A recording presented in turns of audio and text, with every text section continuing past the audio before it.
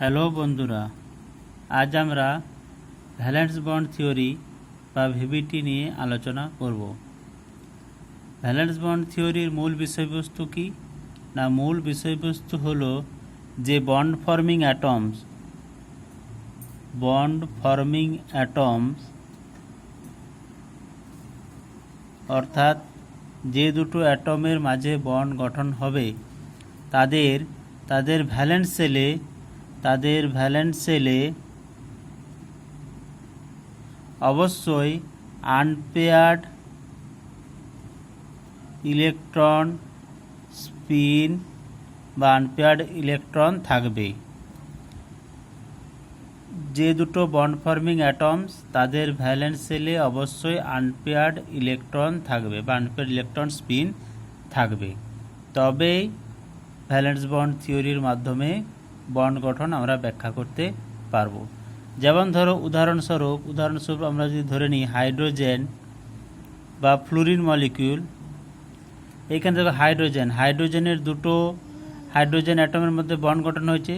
তাহলে বন্ড গঠন কীভাবে হয়েছে না, হাইড্রোজেন এর অ্যাটমিক নাম্বার 1 বা ইলেকট্রন সংখ্যা 1, এই ইলেকট্রন বিন্যাস কী হবে 1s1। আর একটা হাইড্রোজেনের জন্য কি হবে 1s1। তাহলে 1s মানে এই 1s অরবিটালে একটা ইলেকট্রন আছে, আর এই 1s1 এই 1s অরবিটালেও একটা ইলেকট্রন আছে।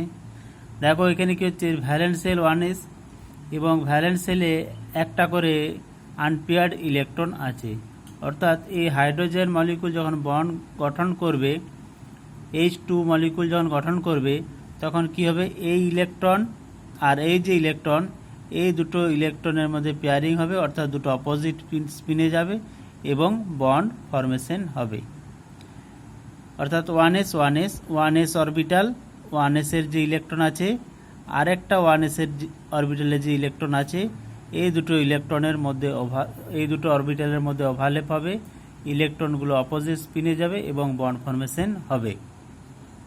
Similar fluorine molecule F2 molecule, ফ্লুরিনের অ্যাটমিক নাম্বার কত? অ্যাটমিক নাম্বার হচ্ছে 9, 1s2 2s2 2p5। আর একটা ফ্লুরিনেরও atomic number 9, 1s2 2s2 2p5। তাহলে ভ্যালেন্স সেল 2p5 যদি আমরা দেখি, তাহলে 2p5-এ কী দেখতে পাবো? 2p5-এর ইলেকট্রন বিন্যাস যদি আমরা দেখি, 5টা ইলেকট্রন, তাহলে হোঁড় তুলনে যদি 3টে এক স্পিনে যাবে, তারপর দুটো অপোজিট স্পিনে যাবে। আবার A2Pরও কী হবে, তিনটি যে অরবিটাল আছে, তিনটিতে এখানে 3টে ইলেকট্রন, তারপরে দুটো অপোজিট স্পিনে যাবে। দেখো এখানে আমরা দেখতে পাচ্ছি এই 2Pর এই একটা ইলেকট্রন আর এই একটা ইলেকট্রন কি আছে, দুটো দেখো আনপেয়ার্ড ইলেকট্রন স্পিনে আছে। অর্থাৎ যখন দুটো ফ্লুরিন অ্যাটম বন্ড গঠন করবে বা F2 মলিকুল গঠন করবে, তখন এই ইলেকট্রন আর এই যে ইলেকট্রন আছে, এই দুটো ইলেকট্রন অপোজিট স্পিনে যাবে এবং বন্ড ফরমেশন হবে। এই হলো ভ্যালেন্স বন্ড থিওরির মূল বিষয়বস্তু। আমরা এটা ডায়াগ্রামেটিক্যালি আমরা ভ্যালেন্স বন্ড থিওরি দেখাতে পারি।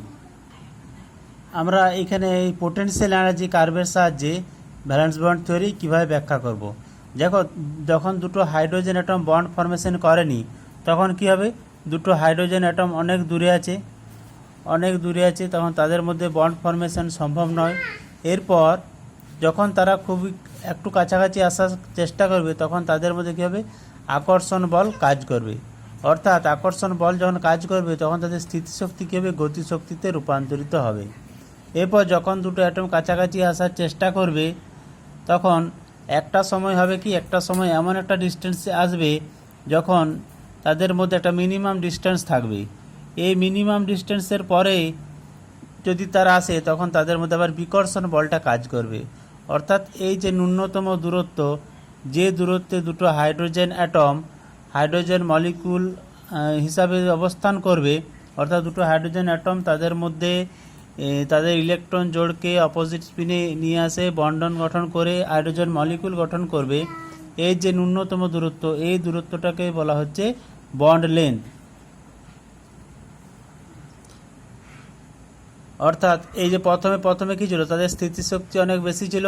স্থিতিশক্তি কি হচ্ছে, স্থিতিশক্তি গতিতে রূপান্তরিত হচ্ছে এবং এই যে পয়েন্ট, এই পয়েন্টে কি হবে, যে তাদের স্থিতিশক্তি সর্বনিম্ন হবে। এই অবস্থায় হাইড্রোজেন মলিকুল গঠন হবে। এর চেয়ে যদি আরও কাছের দূরত্বে আসতে চায় তখন তাদের মধ্যে বিকর্ষণ বল কাজ করবে এবং দুটো হাইড্রোজেন অ্যাটম আবার দূরে সরে যাবে এবং বন্ধনটা ভেঙে যাবে। এই পোটেনশিয়াল এনার্জি কার্ভের সাহায্যে আমরা ভ্যালেন্স বন্ড থিওরি এভাবে ব্যাখ্যা করতে পারি। এখানে কি হচ্ছে না, স্থিতিশক্তি গতিশক্তি এই আকারে আমাদেরকে ব্যাখ্যা করতে হবে। তো বলে রাখি, এই valence bond theory limited number of মলিকুলের ক্ষেত্রেই আমরা ব্যাখ্যা করতে পারি, সাধারণত কিছু কমন মলিকুলের ক্ষেত্রে। কিন্তু মলিকুল যেমন মিথেন, সহজ মলিকুল যেমন মিথেন, CH4, BF3, এই মলিকুলগুলোর গঠন কিন্তু আমরা ভ্যালেন্স বন্ড থিওরির সাহায্যে ব্যাখ্যা করতে পারবো না। এর জন্য আমাদের আরও নতুন থিওরি লাগবে। তো ভ্যালেন্স বন্ড থিওরি এইটুকুই মূলত মনে রাখতে হবে, যে বন্ড ফর্মিং যে অ্যাটমগুলো আছে তাদের ভ্যালেন্স শেলে যেন আনপেয়ার্ড ইলেকট্রন থাকে। আনপেয়ার্ড ইলেকট্রন থাকলে তবেই তারা অপোজিট স্পিনে যাবে এবং বন্ড ফর্মেশন করবে। তো ভ্যালেন্স বন্ড থিওরি এইটুকুই। যদি ভিডিওটি ভালো লেগে থাকে তাহলে অবশ্যই ভিডিওটিকে লাইক ও শেয়ার করবে এবং প্লিজ চ্যানেলটিকে সাবস্ক্রাইব করবে, যাতে করে আমি আরও নতুন নতুন ভিডিও তৈরি করতে পারি। আর যদি কিছু জানার থাকে তাহলে কমেন্ট করেও তোমরা অবশ্যই কমেন্ট করবে। Thank you.